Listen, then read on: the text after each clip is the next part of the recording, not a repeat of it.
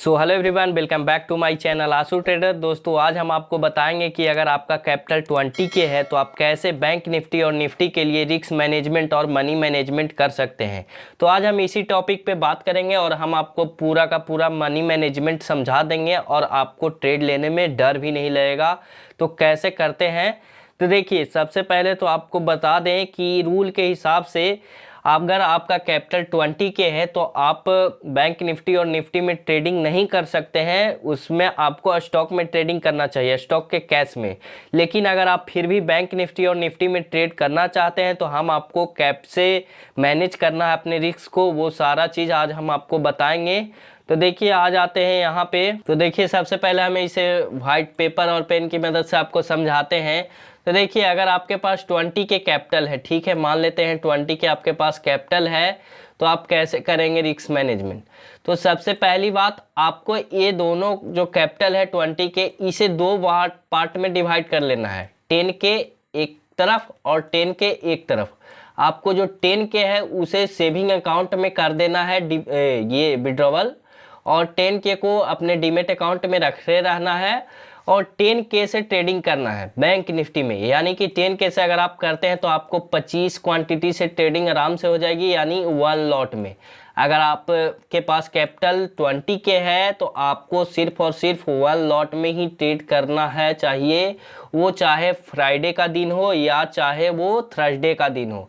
आपको सिर्फ और सिर्फ 25 क्वांटिटी में ही ट्रेड करना है, सिर्फ 1 लॉट में ट्रेड करना है दोस्तों। तो देखिए, अब क्या करना है, अगर आप 1 लॉट में ट्रेड करेंगे तो देखिए, आपको उसी ट्रेड में एंट्री लेनी है जिस ट्रेड में आपको 500 का रिस्क हो। यानी कि अगर आप एट द मनी भी अगर आप ट्रेड करते हैं तो आपको जो चार्ट पर बैंक निफ्टी जो इंडेक्स होता है उसमें 40 पॉइंट का अगर एसएल लगे तभी हमें उसमें ट्रेड करना है। पहली बात, एक चीज़ तो आपको बता दें, अगर आप एक ट्रेड लेते हैं आपको दिन में 2 ट्रेड लेना है और एक ट्रेड के पीछे 500 का रिस्क रखना है। आप 1 ट्रेड में 500 का रिस्क लेंगे। अगर आपका ट्रेड बन रहा है, आपका सेटअप बन रहा है, उसमें अगर 500 से ज़्यादा रिस्क है तो आप उस ट्रेड को नहीं लेना है, आपको उस ट्रेड को छोड़ देना है। आपको दूसरे ट्रेड का इंतजार करना है जिसमें आपका रिस्क के हिसाब से ट्रेड बने, उसी में आपको एंट्री लेनी है।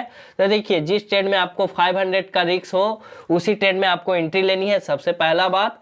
और जब आपका पहला ट्रेड में लॉस हो जाए, मान लेते हैं अगर आपका पहला ट्रेड में लॉस हो गया, तब आप सेकंड ट्रेड लें और आपको 500 का रिस्क उसमें भी लेना है। आपको उसमें भी ज़्यादा का रिस्क नहीं लेना है।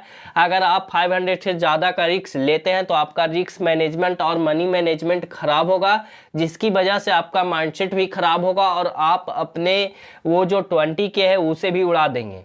तो इसीलिए आपको रिस्क मैनेजमेंट करना बहुत ज़रूरी है। तो देखिए, अब क्या करें, एक दिन में 2 ट्रेड करना है। 1000 का अब हो गया रिस्क, 500 एक पे और 500 एक पे, तो 1000 का 1 डे का रिस्क हो गया। और जैसे ही आपको सेटअप पे वर्क करना है, आपको अच्छे ट्रेड लेने हैं। ये ना कि जैसा मन जैसा ट्रेड ले लिए, यहाँ पे 40 पॉइंट का एसएल बन रहा है तो हमने ट्रेड ले लिया, ऐसा कुछ भी नहीं है।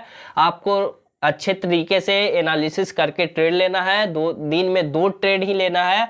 वो 2 ट्रेड बहुत ही अच्छे तरीके से एनालाइज होना चाहिए, उसमें कंफर्मेशन का वेट होना चाहिए और आपको 40 पॉइंट का एसएल बनना चाहिए। यानी कि आपके जो ऑप्शन लेंगे प्रीमियम में 20 पॉइंट का एसएल बनेगा, तब आपका 500 का रिस्क हो जाएगा।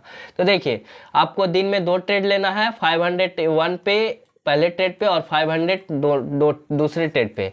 और अगर आपका फर्स्ट ट्रेड में लॉस हो गया तो आपको सेकंड ट्रेड लेना है। और अगर आपका फर्स्ट ट्रेड में प्रॉफिट हो गया, तब अगर मान लेते हैं अगर आपका प्रॉफिट 1K हो गया, चलिए ठीक है, मान लेते हैं 1K हो गया प्रॉफिट, आपने एक ट्रेड लिया और 1K प्रॉफिट हो गया, तो आपको क्या करना है, ये 1K में से आपको अगर आप दूसरा ट्रेड लेने का आपको मन है तब आपको इसमें से जो 50% ही आपको रिस्क लेना है। यानी कि प्रॉफिट का जो 50% है उसी का रिस्क लेना है, उससे ज़्यादा का रिस्क नहीं लेना है।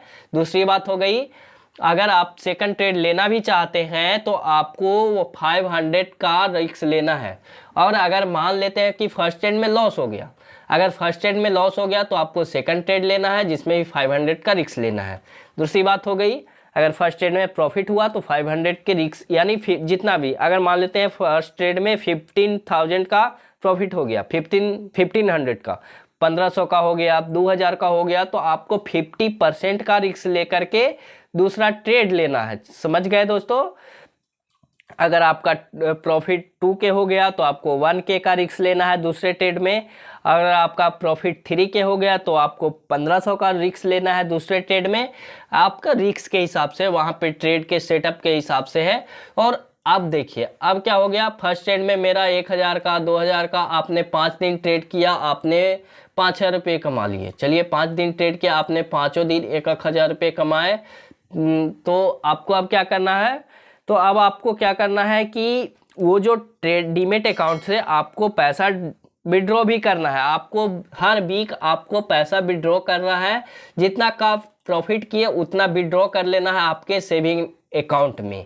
ये हो गया। और अगर मान लेते हैं कि अगर आपका लॉस हो गया तो आपको जो 10K बचा हुआ है उसमें से ऐड करना है। चलिए ठीक है, उसका यूज नहीं करना। अगर आपके पास कभी भी 20 के कैपिटल है तो आपको कभी भी एक साथ 2 लॉट से ट्राई नहीं करना है। अगर वहाँ पे बहुत ही छोटा स्टॉप लॉस बन रहा तब आप 2 लॉट से ट्राई कर सकते हैं, अगर नहीं तो आप 2 लॉट से कभी भी ट्राई मत कीजिएगा दोस्तों, क्योंकि अगर आप 2 लॉट से करेंगे तो आपका रिस्क मैनेजमेंट, मनी मैनेजमेंट दोनों पुअर हो जाएगा और आपका जो माइंडसेट है वो खराब होगा, जिसकी वजह से आप बहुत बड़े लॉस भी कर सकते हैं।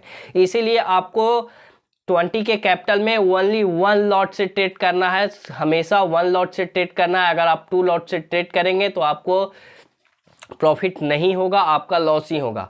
जब आप 1 लॉट से 10K बना लिए, चलिए 1 लॉट से 10K बन गया, 1 महीने 2 महीने में अगर आपको 10K प्रॉफिट हो गया, 10K से आपने कर रहे थे और 10K प्रॉफिट हो गया, मतलब कि वो 10K 20K हो गया और 20K 30K हो गया। तब आपको क्या करना है, उसमें 10K और डाल देना है और वो 10K को सेफ रखे रहना है सेविंग अकाउंट में, और वो 10K को फिर लाना है। और अब आपको क्या करना है, अब आपको 2 लॉट से ट्रेड करना है। ये हो गया, अब आपको 2 लॉट से ट्रेड करना है और आपको एक ट्रेड पर 1K का रिस्क लेना है। अब ये हो गया। देखिए अब कैसे, देखिए मनी कैसे हम लॉट साइज कैसे बढ़ाते हैं, क्वांटिटी अपनी कैसे बढ़ाते हैं। क्वांटिटी बढ़ाने का मात्र एक ही तरीका है दोस्तों, यही तरीका। अगर आपका प्रॉफिट हो रहा है, प्रॉफिट दिख रहा है, तभी आप क्वांटिटी बढ़ाइए। अगर आपको लॉस हो रहा है तो आप क्वांटिटी बढ़ाने की ज़रूरत भी नहीं कीजिए। अगर आपका लॉस हो गया 10K में, मान लेते हैं आपने धीरे धीरे 2K 3K का लॉस कर दिया, तो आपको 3K तो ऐड करना है, लेकिन कभी भी आपको लॉट साइज नहीं बढ़ाना है, चाहे तो वो थर्सडे ही क्यों ना हो। तो ये हो गया। तो इसी तरह से आपको रिस्क मैनेजमेंट करना है, तभी आप प्रॉफिटेबल ट्रेडर बन सकते हैं। अगर आप इसमें रिस्क मैनेजमेंट में थोड़ा सा भी गलती करते हैं तो आप कभी भी प्रॉफिटेबल ट्रेडर नहीं बन सकते हैं दोस्तों। तो इस तरह से ट्रेडिंग सीखने और समझने के लिए, अगर आप और ज़्यादा चाहते हैं कि मैं और डीपली में इसे रिस्क मैनेजमेंट और मनी मैनेजमेंट को समझाऊं, तो आप इस वीडियो पर कमेंट कीजिए, इस वीडियो को लाइक कीजिए दोस्तों, और अपने दोस्तों के साथ शेयर कीजिए, और चैनल को ज़रूर सब्सक्राइब कर लीजिए इस तरह के लर्निंग वीडियो के लिए। और मिलते हैं एक नए वीडियो में।